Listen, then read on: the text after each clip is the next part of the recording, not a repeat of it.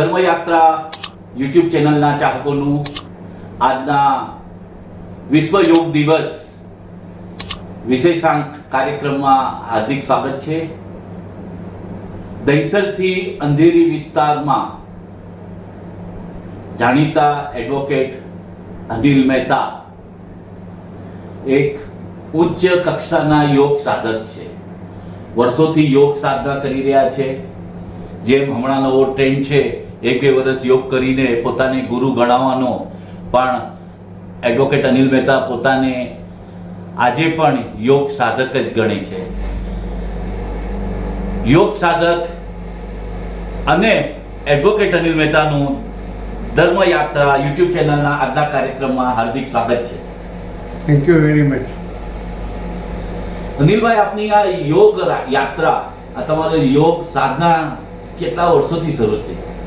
લગભગ 45 વર્ષથી યોગ સાધના ચાલુ છે. 1979 થી 1979 થી અત્યાર સુધી સતત ચાલુ રહી છે અને એમાં જરાય વિક્ષેપ આવ્યો નથી. અનિલભાઈ, તમારું પ્રોફેશનલ ક્ષેત્ર છે એડવોકેટ, અને તમે એટલા બિઝી હો છો કે તમને જો વકીલાતના કામને અંગે મળવું હોય તો તમારી એપોઇન્ટમેન્ટ લેવી પડે, અને આટલી વ્યસ્તતામાંથી પણ તમે યોગ માટે કેવી રીતે સમય ફાળવી શકો છો? યોગ એ જીવનનું મોટામાં મોટું એ આપણે અમૃત છે, અને યોગ સિવાય આપણે બીજી પણ જો કાર્યવાહી કરતા હોય કે આપણે પ્રોફેશન કરતા હોય તેને માટે યોગ પણ તેમાં પણ લાભદાયક છે. એ સિદ્ધાંતને રાખીને હું હંમેશા જ યોગ માટે મારો જેટલો સમય આપી શકાય એટલો હું આપતો, અને એને યોગને માટે યોગની કોઈ પતંજલિ યોગ સૂત્ર છે, બીજા અનેક સંતોના લખાણો, અને એ વાંચીને ઘણી બધી તૈયારી કરી. યોગ સાધક અનિલ મહેતાને જ આ પ્રશ્ન છે. આપણા ભારતના મહાન વડાપ્રધાન નરેન્દ્ર મોદી સાહેબે યોગને વિશ્વ યોગ દિવસ 21મી જૂને જાહેર કર્યો, ત્યારે આપણે કેવી લાગણી અનુભવી?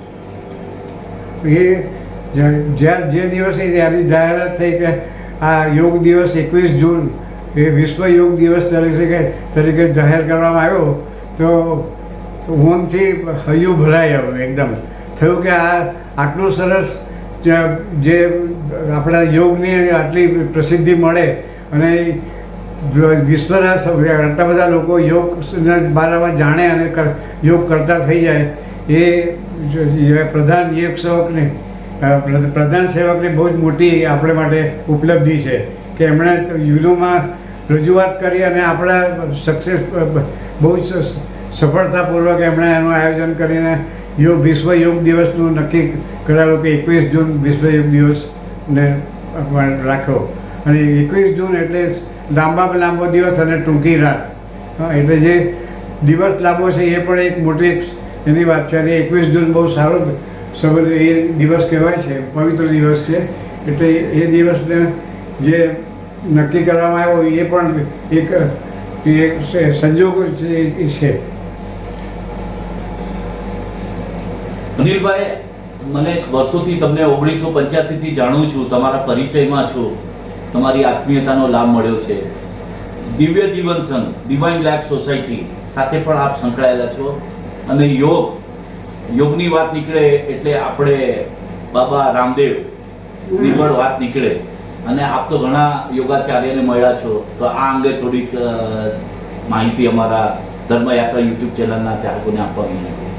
હા, યોગની શરૂઆત લગભગ સમજો ને 75-76 થી અહીંયા સ્વામી અધ્યાત્માનંદજી આવતા હતા, અને સૂચક હોસ્પિટલમાં ઉપર ટેરેસ પર અમે લોકો મળીને એ શિબિર યોગનું આયોજન કરતા હતા. દરેક વર્ષે 10-10 દિવસની શિબિર થતી હતી, અને એ સ્વામી અધ્યાત્માનંદજી એના ખાસ એ રહ્યા, અને એમણે જ પ્રેરણાથી મને આગળ યોગમાં આગળ વધવાનો મોકો મળ્યો. પણ એ સિવાય એના પહેલાં બીજા પણ સંત લોકો, સ્વામી આત્માનંદજી, સ્વામી ઉમાનંદજી, અને બીજા સ્વામી નિત્યાનંદજી, એવા કેટલાય અનેક સ્વામીજીઓના સત્સંગનો લાભ મળ્યો, અને એમના દ્વારા યોગ વિશે ઘણી જ માહિતી મળી અને જે માહિતી મને આજે ઘણી ઉપયોગી છે. અનિલભાઈ, છેલ્લો સવાલ, યોગ શરૂ કરવા માટેની યોગ્ય ઉંમર કઈ અને કઈ ઉંમર સુધી કરી શકાય? યોગની શરૂઆત તો નાની ઉંમરથી પણ કરી શકાય, પણ તે છતાં પણ 12 વર્ષ પછીથી યોગની શરૂઆત કરી શકાય. અને યોગ એવું છે કે એની માટે એક દિવસ જ નથી કર્યો કે યોગ દિવસ થયો એનો અર્થ એવો નથી કે એક દિવસ માટે હોય. જેમ માતા પિતા માટેના દિવસો છે, ફાધર્સ ડે, મધર્સ ડે, એ બી એક દિવસના નથી અને હંમેશ માટે આપણે આપણા માતા પિતાનો જે ખ્યાલ રાખતા હોય એ રીતે યોગ પણ આપણા જીવનનો પૂર્ણ એ અમૃત છે અને યોગ દ્વારાથી આપણું જીવનનું કાર્યવાહી ચાલે છે. ઇવન નિત્યક્રમમાં બી યોગ સિવાય કોઈ કામ થતા નથી. બીજું કે આપણા શરીર જે હોય તે આપણા શરીરમાં પણ આટલા બધા અવયવો ઈશ્વરે આપ્યા છે, તો એ બધા અવયવોનું એક સાથે સંકલન થાય તો જ કે આપણે જે જમવાનું કે ખાવાનું કે કંઈ કાર્ય કરવાનું જે હોય તે બધા માટે કેટલા બધા અવયવોનો સાથ લેવો પડે. એટલે સબકા સાથ સબકા વિકાસવાળી જે વાત છે એ બિલકુલ જ યોગ્ય છે. અને અમારું પ્રાર્થના પણ છે, એમાં પણ એ સહનાવતુ સહનૌ ભુનક્તુ સહવીર્યમ કરવાવહૈ તેજસ્વી નવ અધિતમસ્તુ મા વિદ્યુષાવહૈ. આ એક બહુ જ મોટો જે કઠોપનિષદનો જે મંત્ર છે એ મંત્ર હંમેશને માટે આપણે અપનાવ્યો છે અને એ મંત્રથી જ પ્રાર્થનાની શરૂઆત થાય છે અને યોગના કાર્યક્રમની શરૂઆત પણ રોજ આ મંત્રથી જ થાય છે. અને સાથે ગાયત્રી મંત્ર પણ 3 વખત ગાયત્રી મંત્ર પણ બોલાય છે.